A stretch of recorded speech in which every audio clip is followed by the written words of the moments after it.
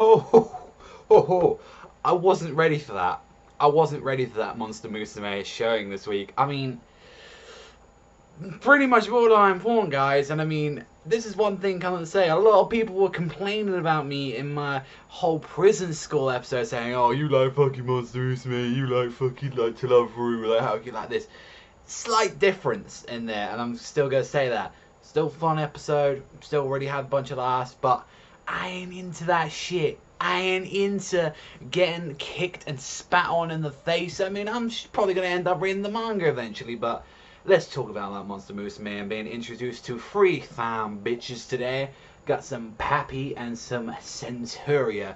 Now, one thing before we start, like, talk about the pacing of this episode, like, one thing is that they're doing 2 chapters for an episode, it seems like. So, we're pretty much in the chapter 4 mark, like, seeing Centuria, and it was like, I was kind of surprised. I thought they only did like 1 chapter last week, so like episode 1, but no, it was already small for the first chapter. It was kind of shocking. I thought they always do like about 65 pages worth of stuff, but this one, I gotta admit, it was pretty goddamn funny. Like, we get started the first half of the episode, like immediately main guy getting kidnapped by Papi the Heartbeat, and it's like, at first I was like, is she talking like a Pokemon? She's like, Papi, happy, Papi, happy, and I'm supposed to be hating this.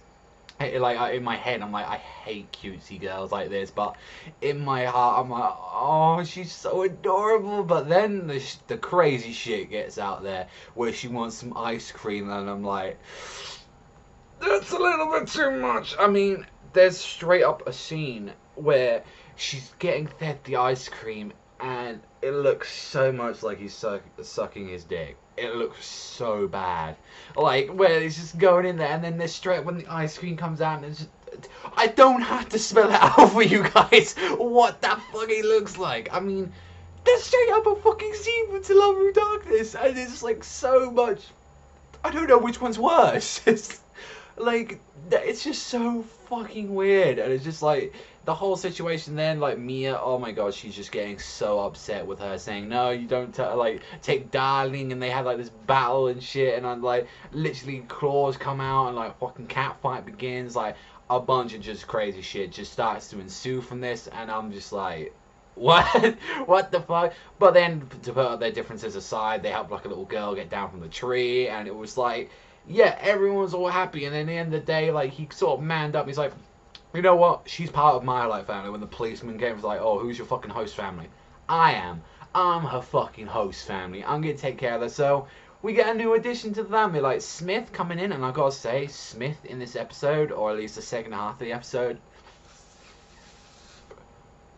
she looks fucking fine. I mean, like I said last time, I never really cared for Smith like that in the manga, from what I've read of it, but she got a fine ass body. Holy shit, you see her in the bed and like she don't give a fuck. She's like talking to him on Skype saying, yeah, can you just deal with the fucking horse bitch, which I'll get into bed in a minute. Like, he's just like, fuck that. And you see that and like, Smith is pretty hot. I'm not going to lie, she's up there. She's becoming kind of waifu material now. I mean, I just need to see a little bit more of her throughout the anime, and then I'll make my full decision on that.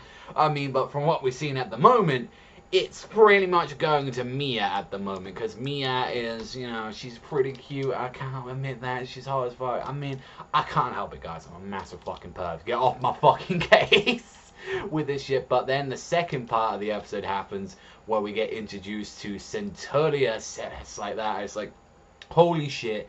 She is just straight up fucking Saber or Urza from Fairy. Like, she's like one of those, like, badass bitches with the sword. She's just like, I'm gonna take care of this shit no matter what you fucking say. Like, she don't take fucking no shit at all. And like, there's this whole like snatching the purse kind of thing that ensues, and it's just like, yeah, fuck all of you like that. I'm just gonna take care of her own. And I'm not gonna lie, like the whole shit of her getting like rided on was just absolutely crazy. Of all that, like, because pretty much to them, that's them pretty much like getting raped or something like that. And I'm like, holy shit, that's some fucking crazy shit like that. And at first I genuinely thought that her voice was like, I genuinely thought it was either Saber or Urza, but turns out the only real role that she's done is like Petra from Attack on Titan. That's like the only real role that she's done. So I was kind of shocked about that she didn't really have any roles, or in fact that she wasn't like fucking Urza's voice actress or Saber's at all, because it sounded nearly identical. So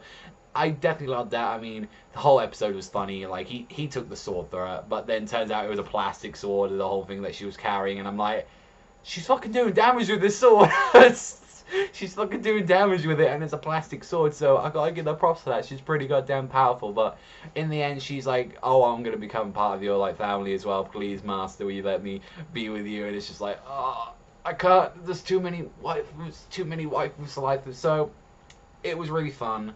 I'm gonna admit that I really had a lot of fun, really enjoyed. I don't know, just comparing it to the other edgy stuff for the season, like you got Darkness, Prison School, and this. I just like this a lot more than Darkness and Prison School. Like, I'm just gonna be that with admit you. I like this more because I don't know if it's more just with the main character I like. Maybe that might have something to do with it. That I like him a little bit more. I like the girls a little bit more. Maybe that's just me, because like in Prison School, I only like the one bitch Mako, and then when it comes to Darkness, I mean Lala, but she's pretty much written out of the fucking story that's now, like, yeah, I feel that's one of the reasons.